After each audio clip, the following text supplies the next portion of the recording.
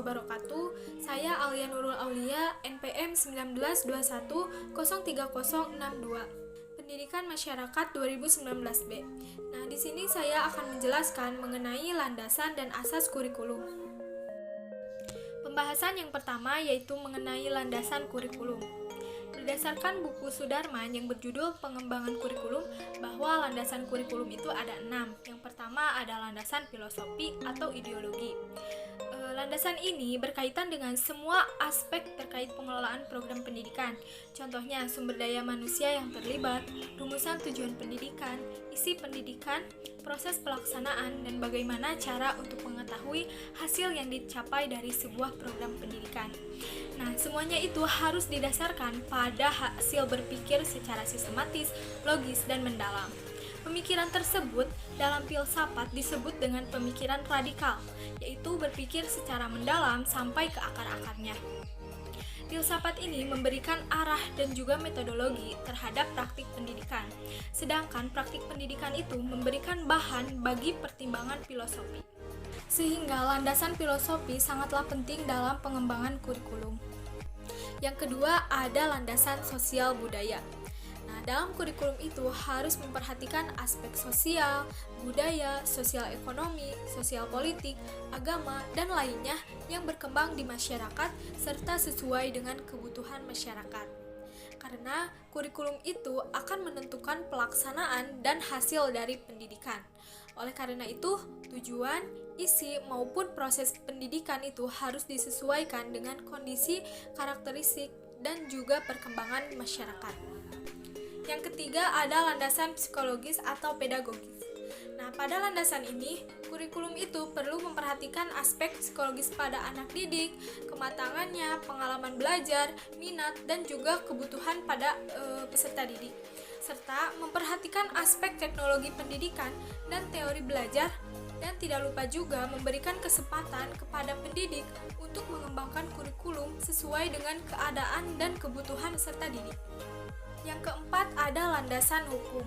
Nah, pada landasan ini, kurikulum itu harus memiliki dasar hukum yang kuat sehingga menjadi pedoman pendidikan untuk mencapai tujuan pendidikan nasional.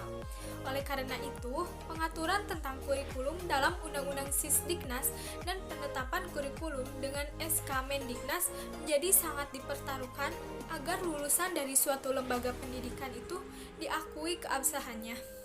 Yang kelima ada landasan iptek. Iptek berkembang sangat pesat, maka kurikulum yang dikembangkan pun harus mampu beradaptasi dengan perkembangan yang terjadi. Contohnya itu menemukan isi kurikulum sesuai dengan perkembangan iptek, bahkan harus mampu melahirkan ilmu pengetahuan dan teknologi yang baru. Landasan iptek memiliki dua sisi yang terpenting. Yang pertama, sebagai masukan atau raw input bagi kebijakan dalam menentukan isi kurikulum. Yang kedua, untuk melahirkan perkembangan iptek yang lebih maju. Yang keenam ada landasan organisatoris. Nah, pada landasan ini, kurikulum itu memiliki organisasi sesuai dengan bentuk yang diinginkan dan yang dipilih oleh pengembang kurikulum atau oleh pemerintah. Nah, sejak Indonesia merdeka hingga sekarang telah terjadi perubahan organisasi kurikulum di Indonesia. Meskipun organisasi yang sering digunakan adalah organisasi terpisah-pisah. Dalam proses pengembangan kurikulum, selain harus memiliki landasan, juga harus memiliki prinsip. Nah, menurut Olivia, ada 3 prinsip. Yang pertama, hasil dari empirik. Yang kedua, hasil ide atau gagasan masyarakat, sikap dan kepercayaan. Dan yang ketiga, berdasarkan akal sehat. Selanjutnya yaitu mengenai asas-asas kurikulum. Yang pertama ada asas filosofi. Asas ini berkaitan dengan tujuan pendidikan dan sesuai dengan falsafah bangsa. Karena setiap negara itu memiliki falsafah mengenai pendidikannya. Yang kedua ada asas sosiologis. Asas ini berperan penting dalam mengembangkan kurikulum. Karena kurikulum itu mencerminkan keinginan cita-cita dan kebutuhan masyarakat. Jadi, untuk menentukan keputusan kurikulum harus merujuk pada lingkungan sesuai dengan kebutuhan masyarakat dan tuntutan pencantuman nilai-nilai falsafah pendidikan bangsa. Yang Yang ketiga ada asas psikologis. Nah, kontribusi psikologis terhadap kurikulum itu ada dua. Yang pertama ada model konseptual dan informasi yang akan membangun perencanaan pendidikan. Yang kedua berisikan berbagai metodologi yang dapat diadaptasi untuk penelitian pendidikan. Psikologi ini sangat membantu dalam memilih pengalaman belajar yang akurat, seperti teori belajar, kognitif, pengembangan emosional, perbedaan kemampuan individu, kepribadian, dan motivasi. Semuanya itu relevan untuk merencanakan pengalaman pendidikan.